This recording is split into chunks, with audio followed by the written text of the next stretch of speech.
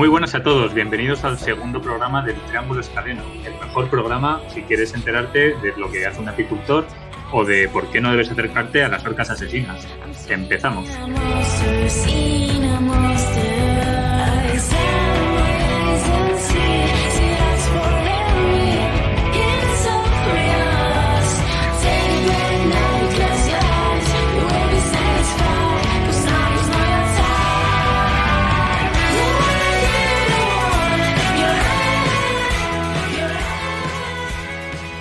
Vamos a comenzar con esto. Comienzo saludando, como siempre, a los compañeros. Cristian, Alonso, ¿qué tal?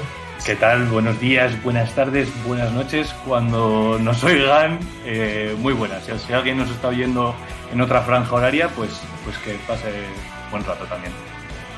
Y Daniel Ascacíbar, ¿cómo estamos? Buenas noches por la tarde. Lluviosa tarde la de hoy. Intentaremos aportar un poco de luz. Para eso estamos. Eso es. Verdad, siempre.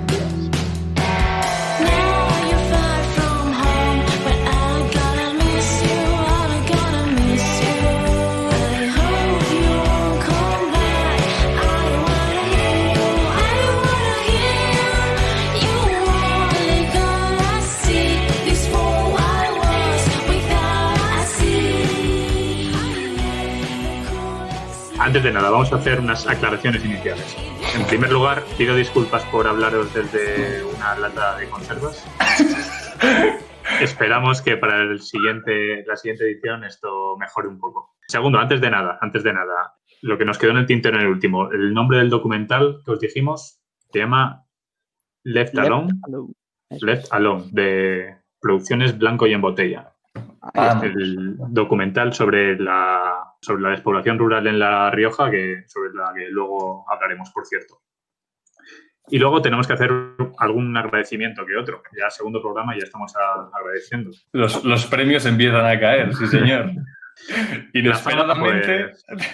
La fama es lo que tiene, pues que ya llega un momento y siempre hay gente que quiere subirse al lomo. Cabe recordar que como esto, para quien le sorprenda, está grabado, es sorprendente que nos hayan premiado sin haberlo subido a ningún lado. Así es. Pero bueno, pues la gente al final se hace eco. El boca a boca, las redes sociales. Sí, tenemos que recordar al oyente, o sea, a nuestros padres, quiero decir, que en realidad esta producción está horneándose según la degustan. Quiero decir, esto es vivo y directo. Si estamos mejorando todavía en el tema del audio, se dice. Si estamos dejando silencios para meter música, se dice. Se dice y se habla, aquí no hay problemas, no nos escondemos. Esto es reality. Sí, reality, efectivamente. La música. La canción de nuestra maravillosa canción de cabecera. Daniel, ¿la quieres presentar? Sí, es de un grupo de aquí de Pamplona que se llama Fria Jane. Y este es uno de su primer single, de hecho, que se llama Cops. Y es que a mí, no sé, es que suena muy Radio 3, muy radiofónico. Me gusta mucho la intro. Aquí la hemos enchufado. Y creo que van a por el segundo single dentro de poco. Estaremos atentos. Ojo ahí. Y nuestra canción para acabar, de clausura, digamos, esta la presento yo. Es de nuestros amigos de Gente Terrible, un grupo asturiano que lo está petando en todo el panorama indie. Sobre todo asturiano, pero con proyección nacional e internacional, no digo más. Estos chavales van a llegar lejos, os lo digo yo. Se han sacado ya 3 discos, creo que son 3 o 4, que me perdonen ahora mismo. Creo que son 3. Y bueno, realmente les está yendo muy bien y me alegro. Os animo a que los sigáis. Tienen Spotify, tienen YouTube, seguidlos por la calle, seguidlos en todos lados. Estos son muy buenos.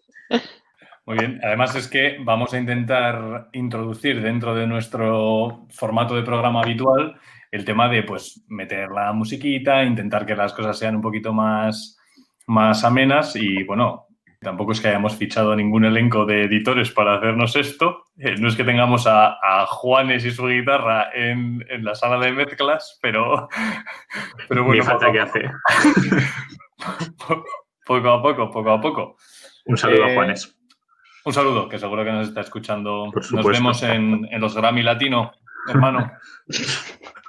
Y por aclarar un poco cómo funciona el podcast porque igual puede que haya gente que no entiendo por qué, porque se explicó perfectamente 2 veces la anterior ocasión. Perfecto. Pero básicamente hay una coctelera de temas Ahora mismo vamos por 94 temas variopintos, que de momento solo hemos propuesto Javier y yo.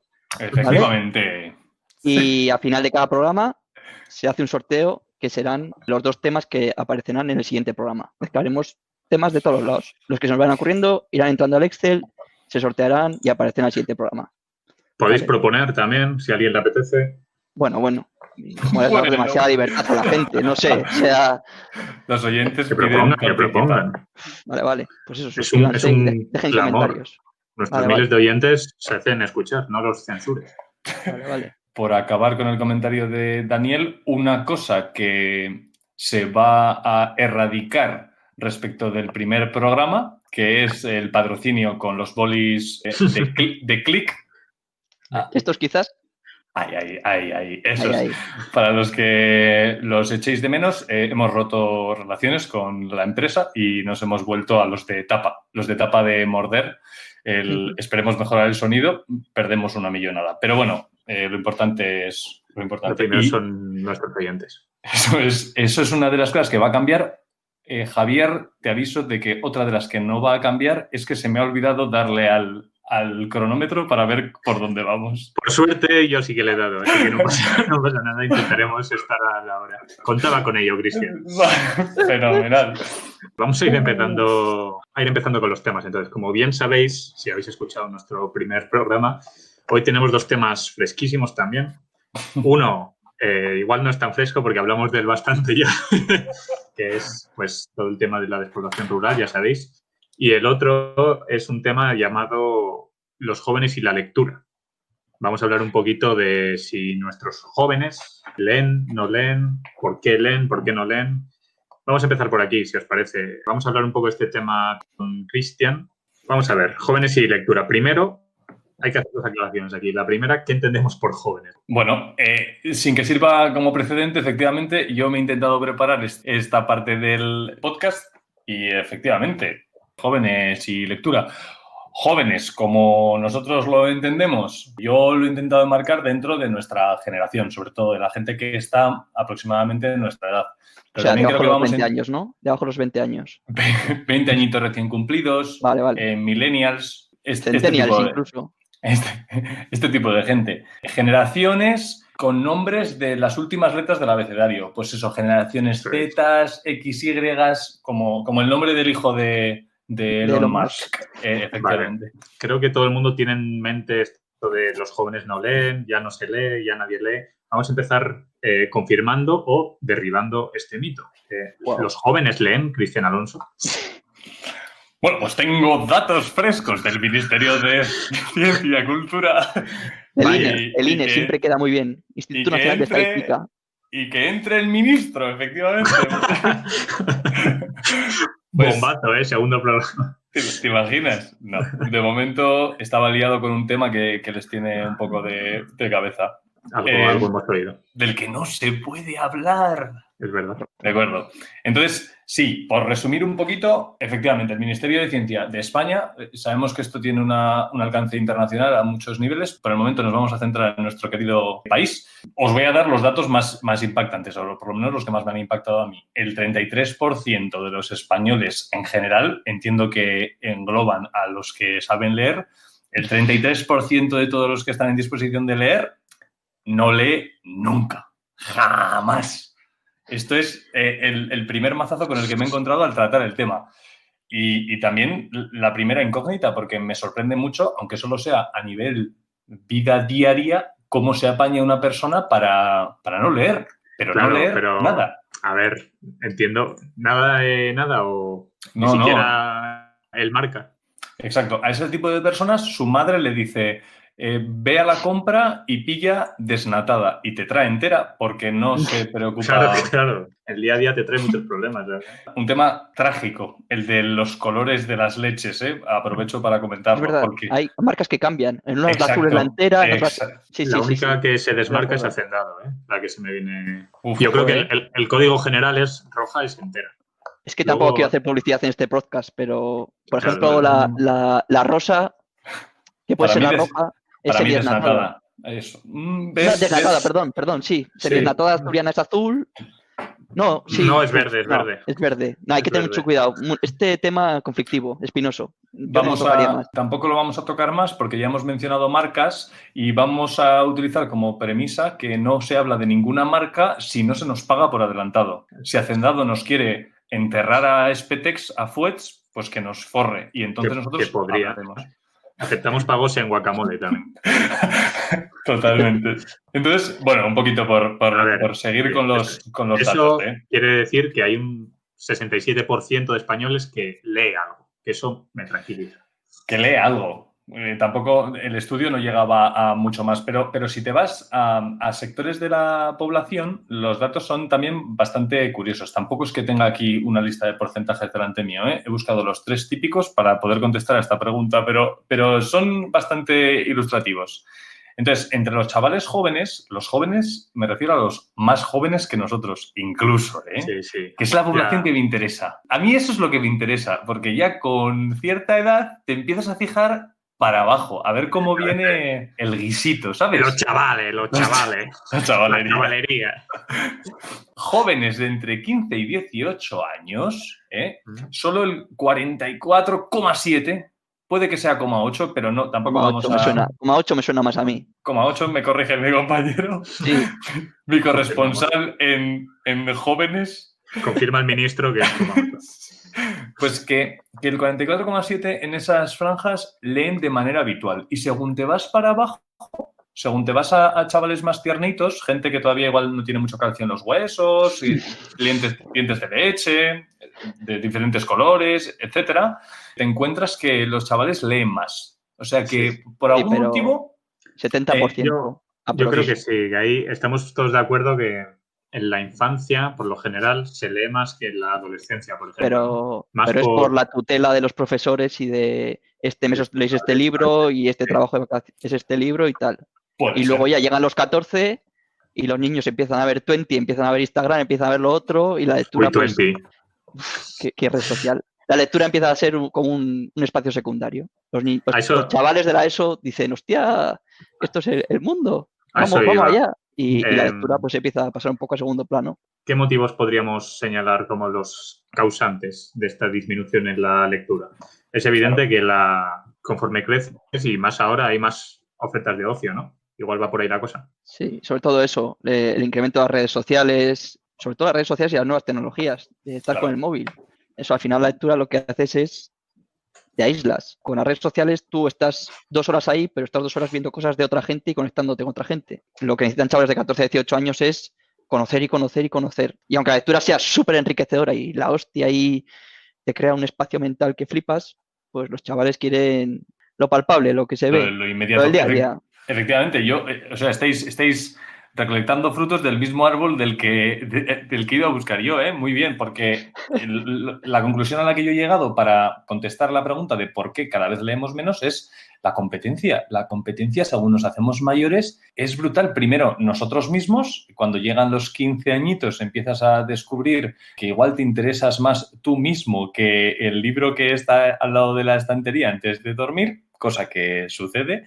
Y después el Fortnite, la tele, Netflix, etcétera. Entonces, claro, yo llego a la conclusión de que, en el fondo, igual era más fácil antes hacerte buen aficionado a la lectura simplemente por el hecho de que tenías menos inputs. Para daros 3 datos un poco reveladores, ¿eh? Hasta el año 56, aproximadamente, la tele no se establece en España tal y como la conocemos, con pocos canales y encima poco entretenida. Televisión española tampoco es que sea Clan TV. Eso sí que es. Que te pilla un poco yo el domingo por la mañana y te dan ganas de leerte pues La casa de Bernarda Alba, claro. Compara tú eso. Luego, Internet en general, o sea, la red gorda, el caño, www, ¡pam!, en el 2000 aproximadamente. Y ya por último, el antileer, que es Instagram hoy por hoy. Ojo a la fina línea entre Instagram y leer, porque jóvenes de hoy en día, por favor, no nos pensemos que echar una foto a nuestro libro subrayando la frase potente, rollo, perdón por aprender a quererte, pero eres lo que nunca busqué y siempre necesité. Ojo que eso no es leer, ¿vale? Alguien tenía que decirlo. Sí, solo era destacar este tema, que Es un poco palpante en nuestra sociedad. Y lo de subrayar libros, en realidad, también podríamos hablar de eso. Pero bueno, sigue, Cristian, perdón. No, nada, esos eran un poquito los tres conceptos que quería subrayar como los luchadores contra la gente que lee. Entonces cuando yo me he hecho estas preguntas, he ido un poquito al origen, ¿no? ¿A cuál fue esa primera experiencia, esa primera vez que nosotros, que igual no somos grandísimos lectores, pero a los tres nos ha interesado en cierto modo la lectura, nos ha ido picando el gusanillo, que es lo que después, cuando hemos sido mayores, igual ha hecho que nos leamos un libro en lugar de ponernos a jugar a la Play o a hacer cualquier otra cosa? Entonces, nada, pues un poquito eso. La pregunta era, ¿cuál fue esa primera chispa que prendió la llama del interés de la lectura? ¿Cuál fue ese primer libro, esa primera vez que buceasteis dentro de un libro y de verdad os perdisteis ahí dentro? Yo te voy a decir 3, pero muy picaditas. Espero no pisárselas a Dani. No voy a descubrir nada nuevo. Te voy a decir una por infancia, que quería mencionarla, que obviamente es Harry Potter. Enorme. Creo que a toda nuestra generación nos ha marcado y nos ha ayudado mucho para empezar la lectura. Era uno de los que había seleccionado yo también y te diré que a mí me ha ayudado a nivel personal, porque a esas edades además te ayuda a formarte un poco pues una personalidad. Y yo recuerdo que cuando empezó Harry Potter, que nos pilló a nosotros más o menos a la misma edad, exactamente. Exacto, a mí me acababan de poner lupas, me acababan de poner gafas y yo por aquel momento desconfiaba de la gente con gafas, que la gente con gafas pudiera hacer algo en la vida. A mí me preocupaba un montón como niño, ¿eh? Y de repente Exacto, me empecé a dar cuenta de que podías matar a Voldemort. Eso es, y bueno, y gracias a Harry Potter me he convertido en el mago que soy hoy en día. Sí, es un poco eso, como que crecimos con él, ¿no? Luego, de la adolescencia, te voy a decir otro clasicazo de la literatura adolescente, que es la trilogía de la niebla, de Carlos Ruiz Zafón. Uf, ahí has pinchado. Buenísima. Hundido. En muchos institutos se mandaba a leer, y creo que acertadamente, porque creo que a todos nos encantó. Uh-huh. Y ya un poco más de joven, ya en mi edad adulta, te voy a decir El Conde de Montecristo, de Alejandro Dumas, que es el primer, digamos, de los clásicos. Fue lo primero que leí y que realmente consiguió engancharme. Y es cuando me di cuenta de que esos libros que se estudian en el colegio, esos tochos, pueden ser entretenidos incluso. Yo esperé a las 2 películas en Blu-ray. Que hay 2, ojo, que son este que hace Dobelis, ¿no? Muy buenas las 2. Es que no lo he visto. Puede ser, sí. Pues nada, pues son picaditas también. Creo que son 3 horas o así. Nada, es muy rapidita. Y además, el bueno de amor y tal. Muy bueno. El bueno de Gerard Depardieu. Ese tiene una y luego hay otra. Es que hicieron 2. Es que se ha hecho versiones de todas las películas que se te ocurran, por su cuenta, solo, pero las ha hecho. Todas. Star Wars. Sí, también. Entonces, ¿tú, Dani? Yo, por destacar un libro, es que me acuerdo que ese libro me marcó mucho. Era El Ejército Negro. Era una trilogía y el que me leí yo creo que era El Reino de los Sueños, de Santiago García Clairac, creo, o Quirac o algo así. Y me acuerdo que era por la ESO, porque nos hacían en plan leerte un libro y hacer un comentario. Entonces tienes que sacar como una tarjetita apuntando en plan título, frase relevante, no sé qué, no sé cuántos, un resumen. Y yo me acuerdo que el comentario que dije sobre ese libro, es que me acuerdo perfectamente, era que este libro había sido como el Carrefour para mí, que había sido un 2x1. Porque me habían dado 2 historias por el precio de una y me encantó. Y luego El Príncipe de la Niebla, que es de la trilogía de Carlos Ruiz Zafón, pues luego eso ha hecho que me enganche realmente a este autor y prácticamente me he leído todas sus obras. Me parece los mejores escritores que hay. Tampoco es que sea un erudito de la lectura. Y eso sería mi... Y yo Harry Potter no he leído, pero la saga que me acompañó en la infancia fue Las Crónicas de Narnia. Espectacular. También. A mí me parecía sensacional. También. Cuando la llevaron al cine, muy bien. Sí, infravalorada, sí, es verdad. Completamente.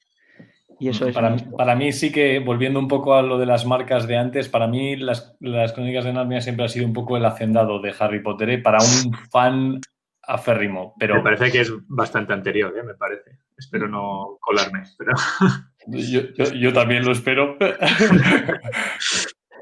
No, pues ves, efectivamente, a esto quería yo llegar, que todos tenemos algún recuerdo. Yo, por mi parte, ya os he dicho que Harry Potter para mí me ayudó muchísimo con mi tema de la miopía, sobre todo. Y además, en relación a eso, yo empecé leyendo sobre todo, o sea, se cerró un poco el círculo con la lectura y mi vista, porque yo perdí la vista y no la he vuelto a recuperar ni tengo esperanzas en hacerlo por leer o por intentar leer, porque yo empecé con cómics, Asterix y Obelix, Mortadelo y Filemón y todas estas cosas sin saber leer, y sobre todo mi abuela me decía que como no sabía leer, pues pretendía, hacía ver que sabía leer y me acercaba a los cómics hasta las narices, y entonces pues había dos opciones, o que saliera estrábico, un niño estrábico, o que saliera miope, y gracias a Dios pues soy un miope feliz. Pues fueron las dos al final.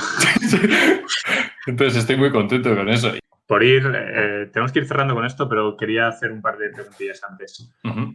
Como hemos ido comentando, pues que Harry Potter se identifica mucho con nuestra generación, también con la actual, porque se sigue leyendo. Me congratula deciros, porque lo veo mucho en mis alumnos, pero sobre el resto de la literatura, sobre todo, ¿creéis que es la literatura la que tiene que adaptarse a la edad, o sea, a los adolescentes?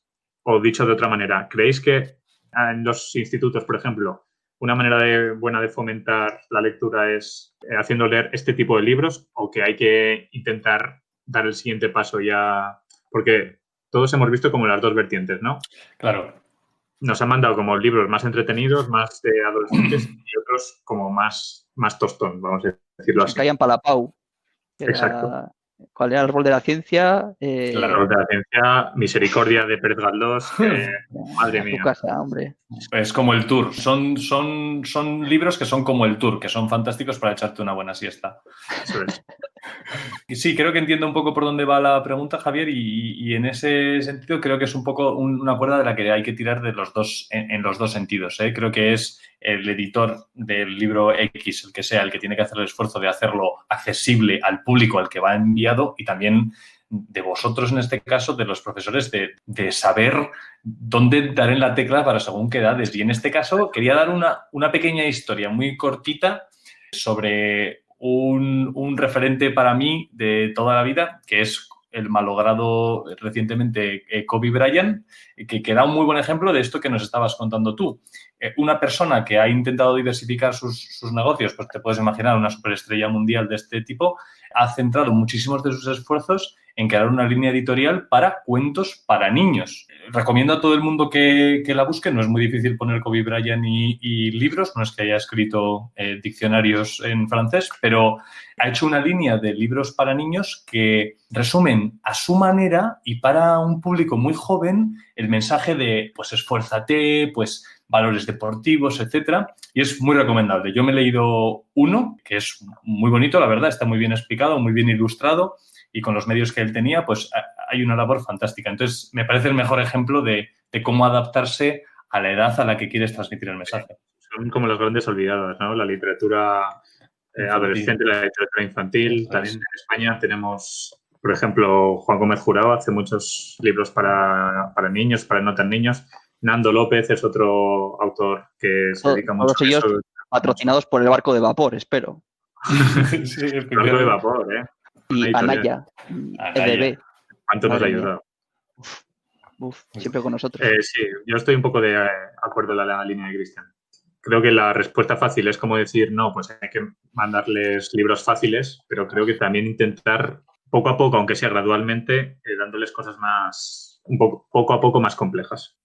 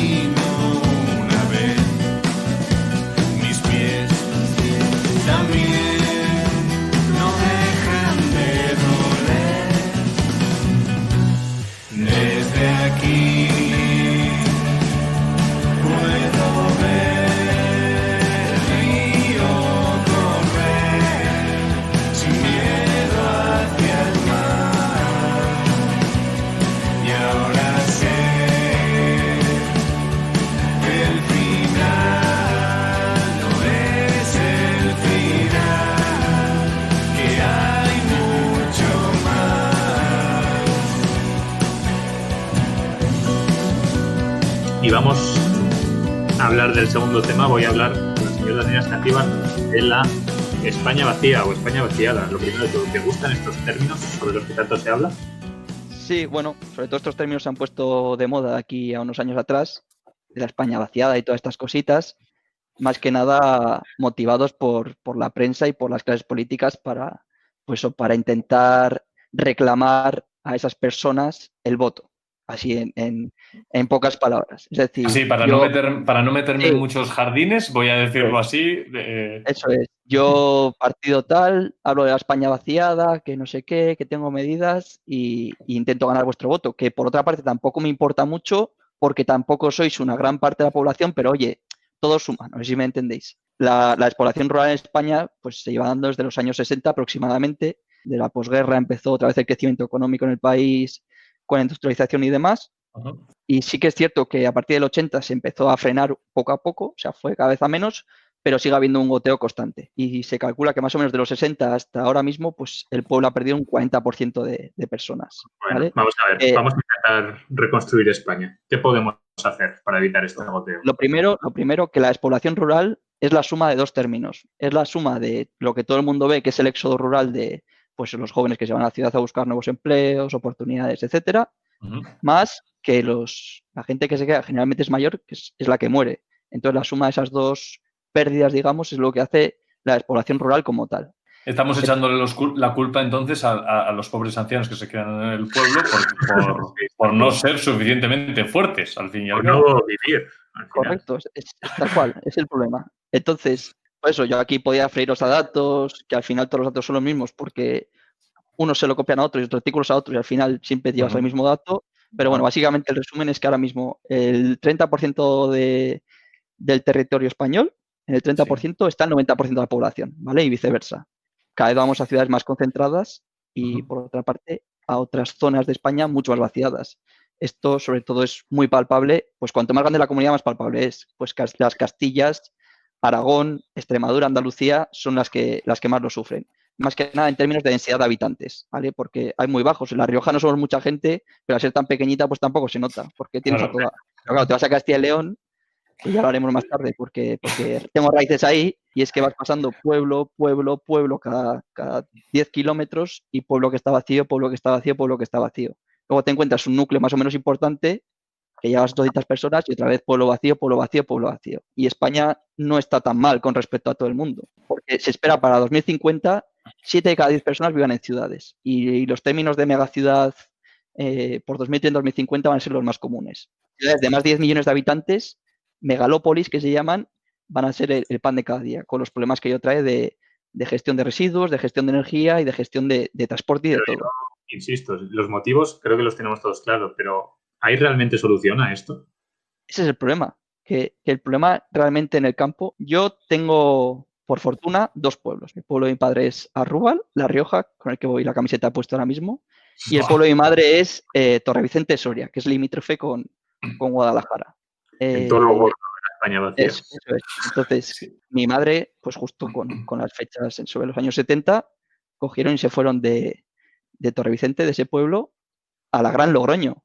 Es que me encanta, Daniel, porque estamos tocando dos temas que ya tocamos la semana pasada, claro, y que me encantan, que son Arrúbal y tu madre, macho. Increíble. Ya se lo diré. Pero bueno, de ese pueblo básicamente todo el mundo se fue más o menos al mismo tiempo, y eso, sobre todo la gente se fue a La Rioja, se fue a Zaragoza y se fue a Madrid. Entonces, claro, ese pueblo se ha quedado vacío. Y creedme que volver a ese pueblo, vuelves por fiestas o por Semana Santa o de vez en cuando, porque al final lo tienes a 2 horas, pues da penica. Pero ¿qué pasa? Que no hay servicios, no hay médico, no hay enseñanza. ¿Cómo sobrevives ahí? ¿Cómo puedes prosperar ahí? Antes siempre se asociaba el pueblo al campo y a la ganadería. Es decir, los pueblos cultivaban el campo, sus cosechas y tal, y ordeñaban sus vacas y demás. Claro. Pero llegaron las máquinas, los tractores que hacían eso que tú haces mucho más rápido, más barato y con menos gente, y conforme bajaba el precio, pues se iban quedando aún más agricultores y ganaderos en paro, digamos. Entonces la gente, pues digamos que tiene que irse a buscar el currusco a otros lados. ¿Cómo se soluciona esto?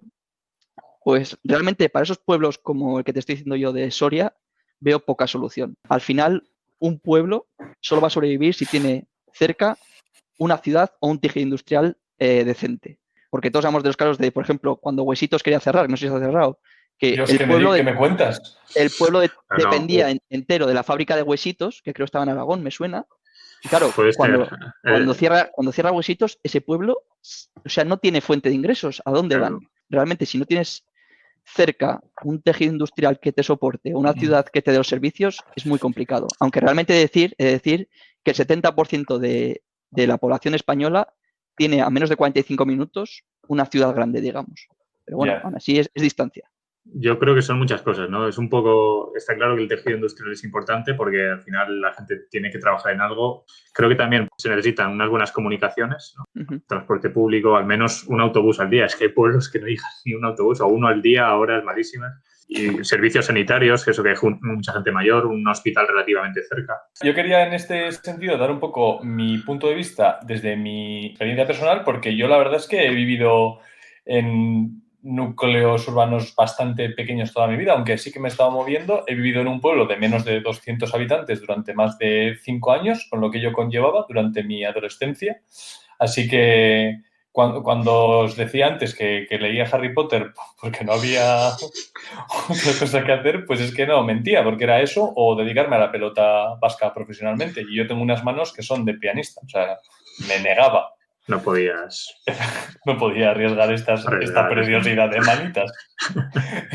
Entonces, claro, pero a lo que, por poner un poco la nota optimista de estos pueblos, me doy cuenta de que en un pueblo como ese, Medrano, aquí de La Rioja, donde tienen mis padres su negocio, cada vez hay más vida. Se ha fomentado mucho la educación, la gente vive súper bien en un pueblo tan pequeñito, a los que disfrutan ese tipo de vida lo hacen muy bien y para mí la clave de todo esto es que no todo el mundo se dedica a la agricultura o a la ganadería o no todo el mundo tiene un formato de vida de autosuficiencia como lo entendemos nosotros ahora. Hay mucha gente que teletrabaja. Hay gente que trabaja para empresas, por ejemplo, inglesas y teletrabaja durante toda la semana y tiene trabajos de tipo ingenieril, etcétera. Yo esto lo he pensado mucho, ¿eh? Que con toda esta concentración urbana que estamos viviendo ahora, a veces pienso que es posible que llegue un momento que nos hartemos de todo y haya como un repoblamiento rural.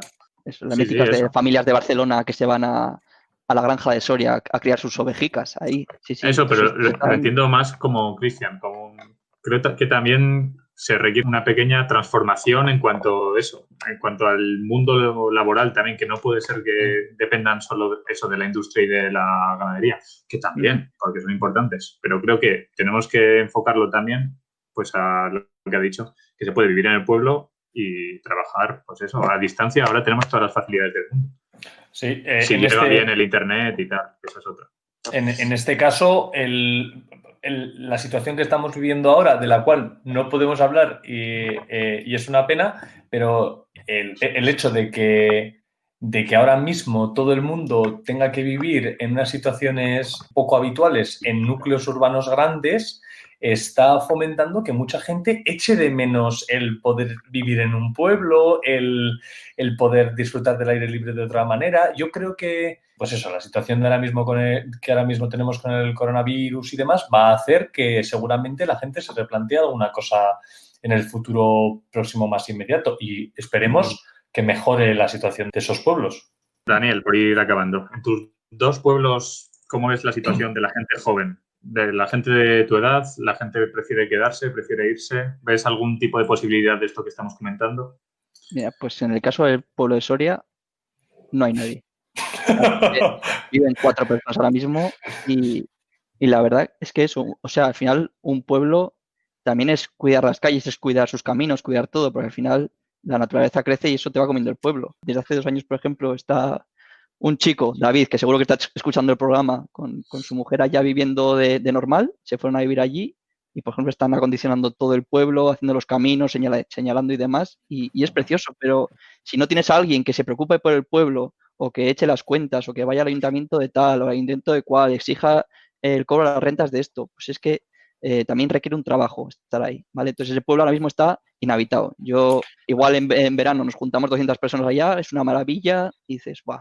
Que a gusto estoy aquí, pero claro, tienes que ir con el maletero lleno de comida y el panadero va 2 veces a la semana. Entonces, ese es el problema. la conexión a internet es nula y para coger internet o cobertura tienes que subir a una cuesta. Lo he pensado muchas veces y si os parece vamos a ir empezando con el punto de unión, el nexo, como queréis llamarlo. Hay que buscar un nombre a esta sección. Y me viene muy bien lo que has comentado. Voy a empezar yo, aunque... Como me pises el término, la tenemos, ¿vale? Vale, es que te estoy viendo venir y no me está gustando un pelo. No, habla, por favor. Tú eres el moderador, por favor, no insisto. Vale, que me va a caer. Mi término es la hipocresía. Uf, bien, hemos librado. Bueno. Lo digo porque son dos temas de los que nos quejamos mucho y que todos sabemos que están mal. Ahora no se lee, ahora los pueblos se vacían, pero luego la mayoría de veces nosotros nos ponemos a ver una serie o nos vamos a vivir a la ciudad, porque vivimos los tres en la ciudad. Y sí, nos gusta mucho el pueblo, pero no viviríamos en uno de ellos. Entonces creo que son temas que la gente está muy concienciada y le preocupan, pero que en el fondo a nivel personal cuesta más actuar. Totalmente de acuerdo. ¿Tu término, Daniel?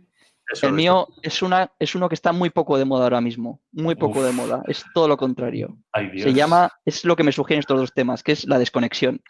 En un mundo globalizado, conectado por todo, creo que la lectura y el pueblo son dos de las cosas que más te ayudan a desconectarte en la vida. O sea, la lectura te metes en ti mismo y te olvidas un poco del resto. Y el pueblo es que yo, de verdad, en mi pueblo de Soria, yo voy allá y te lo juro que es como otra cosa. No sé, es tranquilidad, paz. Cuando leo un libro en el pueblo de Soria, flipo la que se prepara. Llego a Nirvana. Es que es otro nivel. Sí, o sea, es el éxtasis. Teniendo en cuenta, Dani, que el pueblo de Soria, por lo que cuentas, tiene que ser el mayor productor de campeones del mundo de trail running, pues de este lado del Mississippi, porque si para coger una raya de wifi te tienes que subir una cuesta, a un monte o a un árbol, pues claro. Sí, así es.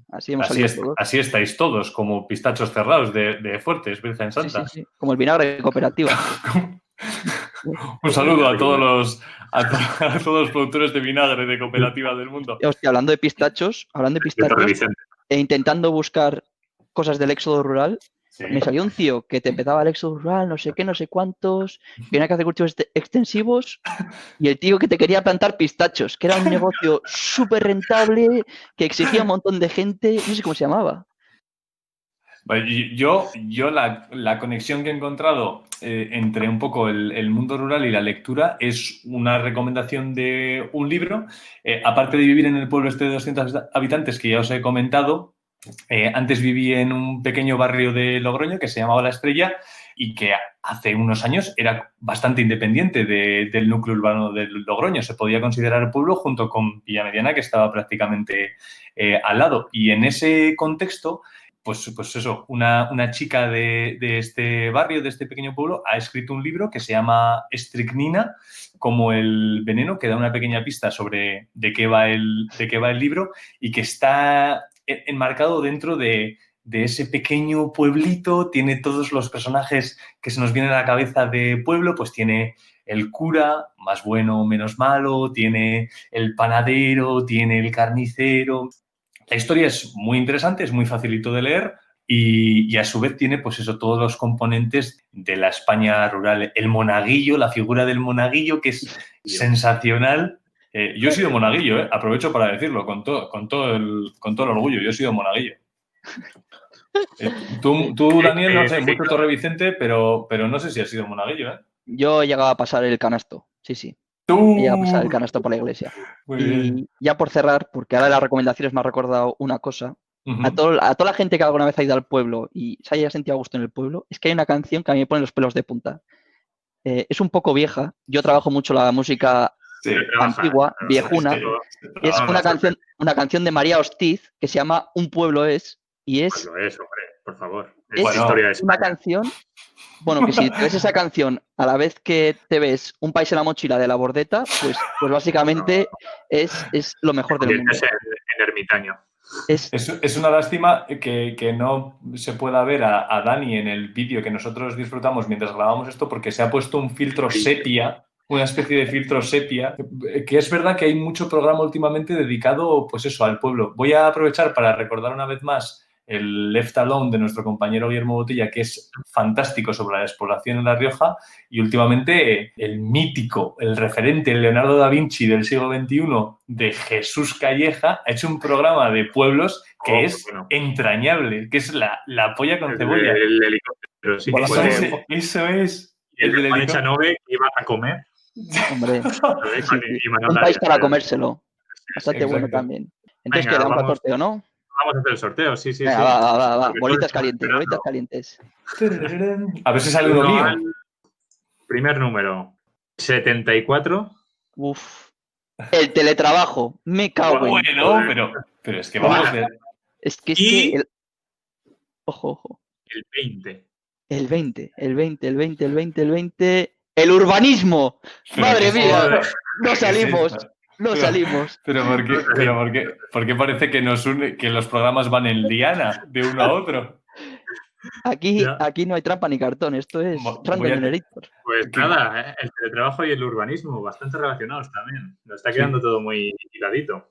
Sí, la conclusión yo creo, para cerrar el círculo, es que Cristian tiene que empezar a aportar sus temas en este saco. O no saldremos nunca. No saldremos nunca de las ciudades y de la crítica social. Haremos lo que podamos. Vamos a cerrar con la canción que hemos dicho antes y que he ido pensando que está un poco relacionada con esto último que hemos comentado. La canción de Gente Terrible, recuerdo, se llama Morzin-Schönefeld. Morzin es un pueblo al lado de Oviedo, donde viven este grupo, bueno, un miembro de este grupo, pero donde se reúnen a menudo. Y Schönefeld es el nombre del aeropuerto de Berlín. Y la canción tiene este nombre porque un miembro de este grupo pasó un año de Erasmus en Alemania. Y la canción habla un poco de ese sentimiento de amor-odio hacia nuestros pueblos, hacia nuestro hogar en general. Esa sensación de cuando estás en él, que lo acabas harto de él y lo acabas hasta odiando, pero cuando te vas lo empiezas a echar de menos y necesitas volver. Una canción muy bonita y cerramos con eso. Con lágrimas en los ojos nos despedimos hasta la semana que viene.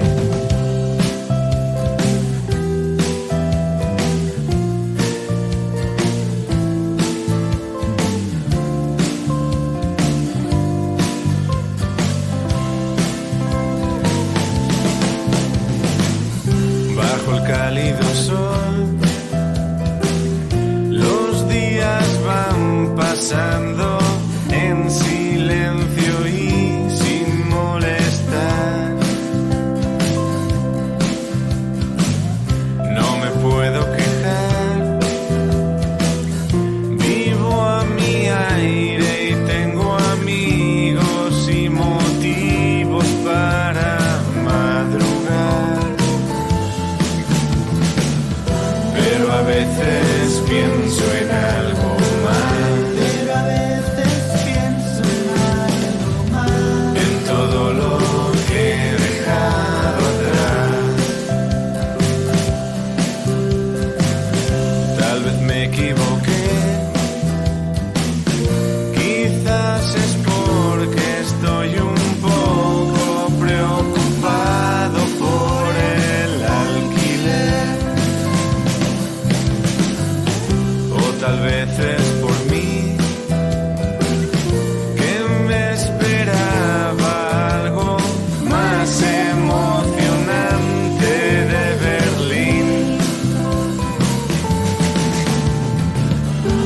Que bien.